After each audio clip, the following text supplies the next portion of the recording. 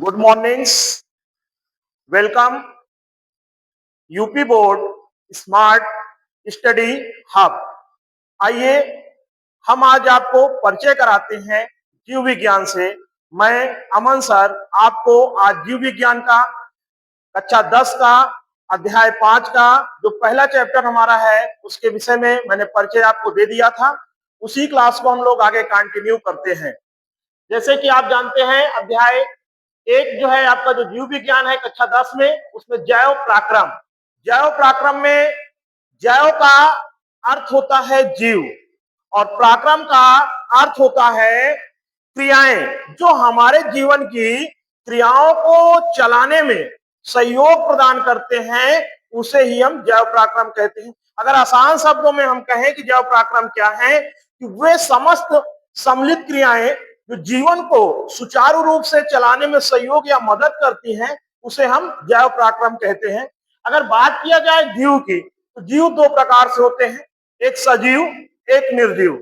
अब यहाँ हमको पढ़ना किसके विषय में है? सजीव के विषय में। तो जो सजीव जीव होते हैं उनमें कुछ क्रियाएं होती हैं जो जीवन को चलाने के लिए अत्यंत आवश्यक होती हैं। सजीव क्या है और निर्जीव क्या है, इसको आप कमेंट में हमें बताएंगे। फिर भी मैं एक बार जो है आपको जो है सजीव और निर्जीव के विषय में कुछ चीजें बता देता हूँ। जैसे सजीव क्या होते हैं?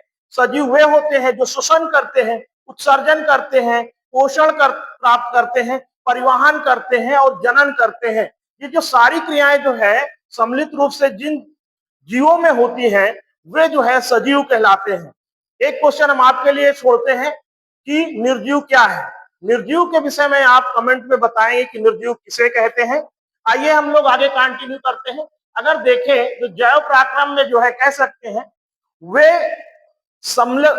वे प्रक्रियाएं जो सम्मिलित रूप से अनुरक्षण का कार्य करती हैं, उसे हम जैव पराक्रम कहते हैं। अब आते हैं जैव पराक्रम के कुछ भाग हैं, जिसमें पोषण, परिवहन, जनन, उत्सर्जन और शोषण। अब बात करते हैं पोषण की। पोषण क्या है?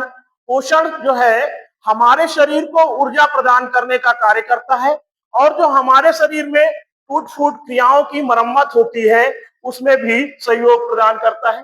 जैसा कि आपने अभी देखा, पोषण भोजन से पोषक तत्व प्रदान करने के कोशिकाओं की मरम्मत के लिए ऊर्जा प्रदान करता है। यानी यह जो है हमारे लिए अत्यंत आवश्यक होता है। पोषण से ही हमें ऊर्जा प्राप्त होती है। जो हमारे शरीर में टूट फूट की क्रियाएं होती हैं, उनको मरम्मत जो है करने का भी काम पोषण के माध्यम से होता है। उसी प्रकार से आप जो है परिवहन का काम क्या होता है?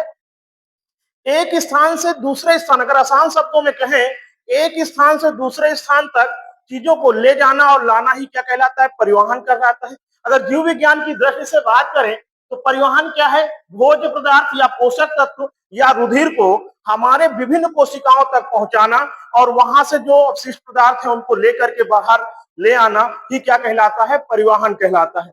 फिर उसके बाद आते हैं जनन। जनन क्या है? जनन का मतलब होता है एक नई संतान की उत्पत्ति करना। आप जानते हैं कि अपने ही समान नई संतति को जन्म देने की प्रक्रिया ही जनन कहलाती है। जनन प्रक्रिया भी जीवों के लिए अत्यंत आवश्यक है। बगैर जनन के जीवन संभव नहीं है। उसी प्रकार से अगला हमारा है उत्सर्जन। उत्सर्जन क्या होता है? शरीर के अंदर रासायनिक क्रिया के फलस्वरूप बने अपशिष्ट पदार्थ को शरीर से बाहर निकालना ही क्या कहलाता है? उत्सर्जन कहलाता है। अगर सरल शब्दों में कहें, जैसे हमारे शरीर में हमने जो है ऑक्सीजन को ग्रहण किया पर्यावरण से, ऑक्सीजन हमें पर्यावरण से मिली और उसको जो है हमने क्या किया?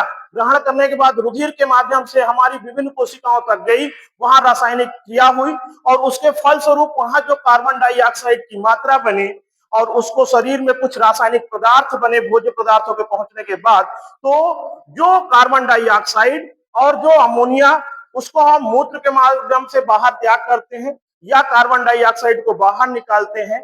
इस प्रकार से हमारे शरीर में जो अपशिष्ट पदार्थ या रासायनिक पदार्थ बने, उनको शरीर से बाहर निकालने की प्रक्रिया क्या कहलाती है?